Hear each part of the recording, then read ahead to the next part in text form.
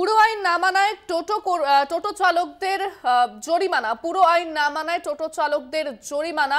ইতিমধ্যেই এই ঘটনায় টোটো চালকরা প্রতিবাদ বিক্ষোভ শুরু করেছেন। পুরো আইন না মানায় টোটো চালকদের জরিমানা প্রতিবাদে 14 নম্বর জাতীয় সড়ক অবরোধ। টায়ার জ্বালিয়ে রাস্তা অবরোধ টোটো চালকদের। উত্তেজনা রামপুরহাটের বগটুই মোড়ে।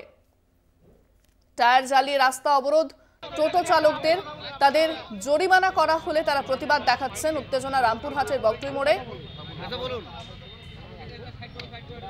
পুরো আইন না মানায় টোটো চালকদের জরিমানা। পুরো আইন না মানায় টোটো চালকদের জরিমানা প্রতিবাদে 14 নম্বর জাতীয় সড়ক অবরোধ। ফোনে রয়েছেন প্রতিনিধি মনা বীরবংশী। মনা, কি দাবি করছেন তারা এবং এখনো কি চলছে প্রতিবাদ বিক্ষোভ?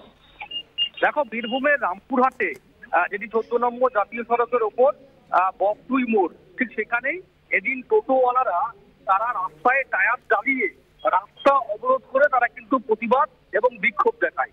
দেখো, টোটোওয়ালাদের যেটা পরিষ্কার বক্তব্য সেটা হচ্ছে রামপুরহাট পুরসভার পক্ষ থেকে টোটোদের ক্ষেত্রে বিশেষ আইন নিয়ে এসেছে যে শহরের যারা বাসিন্দা, যারা টোটো চালক, তারা শহরের মধ্যেই টোটো চালাতে পারবে, কিন্তু পঞ্চায়েত যে গ্রামীণ এলাকা যারা টোটোওয়ালা আছে তাদের টোটো কিন্তু শহরে ঢুকতে পারবে না।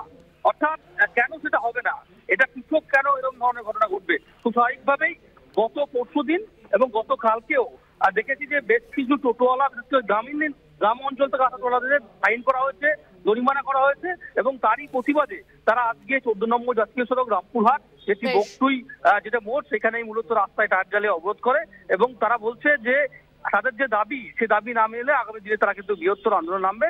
পরবর্তী পর্যায়ে সেই এলাকায় রামপুরহাট থানা থেকে পুলিশ আছে এবং পুলিশ এসে কিন্তু সেই এলাকার সেই অবরোধ কিন্তু তুলে দেয়। একেবারে ধন্যবাদ মনা। কথা বললাম প্রতিনিধি মনা বীরবংশীর সঙ্গে।